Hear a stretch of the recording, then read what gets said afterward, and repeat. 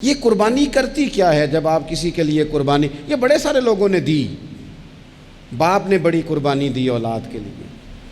بعض اوقات بہن بھائیوں کی طرف سے اچھا نتیجہ برآمد نہیں ہوا، لیکن بعض بھائیوں نے بڑی قربانی دی اپنے بہن بھائیوں کے، بعض بڑوں نے بڑی قربانیاں دی، لیکن اگر رزلٹ اس طرح کا نہیں بھی برآمد ہوا تو قربانی دینے والے کے دل کو اللہ نے سکون بڑا عطا فرمایا ہے، راحت اللہ تعالیٰ نے پوری عطا کی ہے، وہ جو قرار قلبی ہے، اطمینان ہے، وہ رب پورا عطا کرتا ہے۔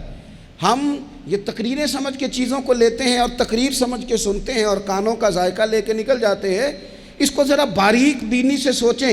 ایک بھائی دوسرے بھائی کے خلاف مقدمہ لیے کھڑا ہے عدالت میں، ایک 5 مرلے کے پلاٹ پر جھگڑا ہو رہا ہے، فساد کھڑا ہے،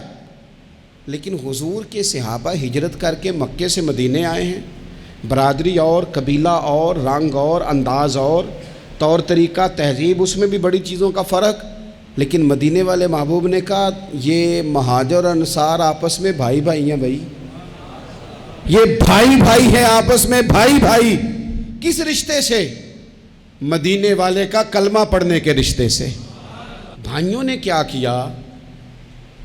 انصار مدینہ نے پوری جائیداد پھیتا رکھ کے، دھاگا رکھ کے جائیداد تقسیم کی۔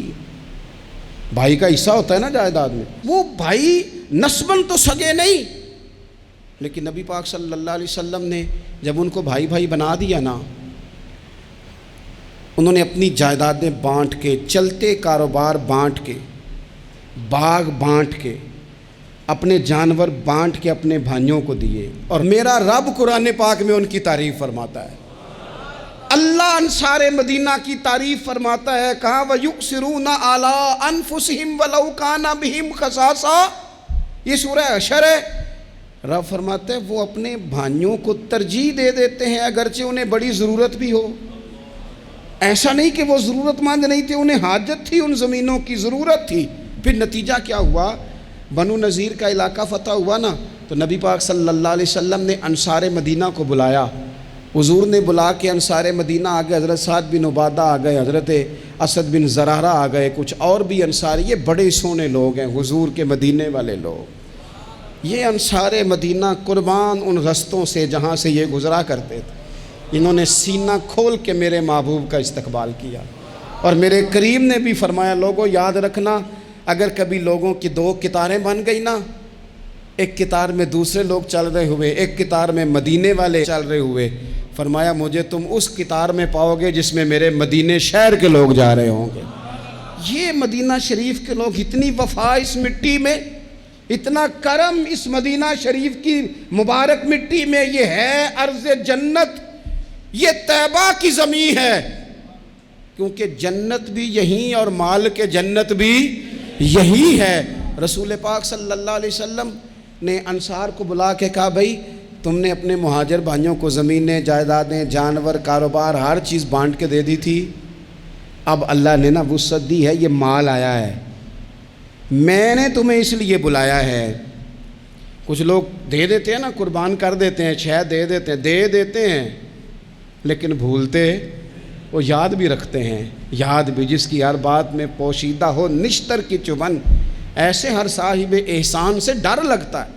جس کی باتیں پھر پیچھا کریں کہ میں نے دی تھی، دے تو دیا پر نظر نہیں ہٹائی۔ حضور نے فرمایا یہ مال آیا ہے،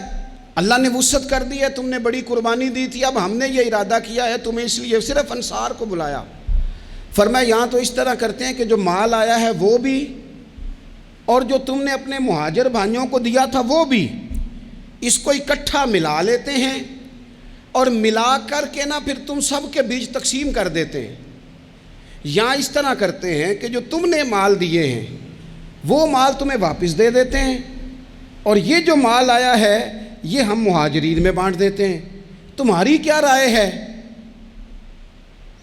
انصار مدینہ بولے، ہاتھ باندھ کے، درود پڑھ کے، آنکھوں کا وضو کر کے عرض کرنے لگے یا رسول اللہ صلی اللہ علیہ وسلم، کریم ہم نے تو آپ کی زبان سے سنا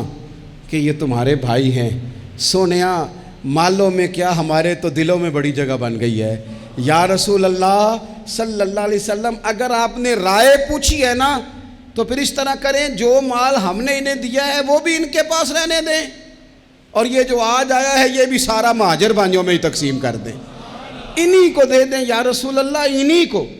ہم تو یہاں کے باسی ہیں، پرانے رہنے والے ہیں، کام چل رہا، دے دیں انہیں۔ میرے محبوب کا چہرہ کھل اٹھا، حضور اتنے راضی ہوئے کہ حضور کی رضا دیکھ کے لوگوں کی آنکھوں میں آنسو آ گئے۔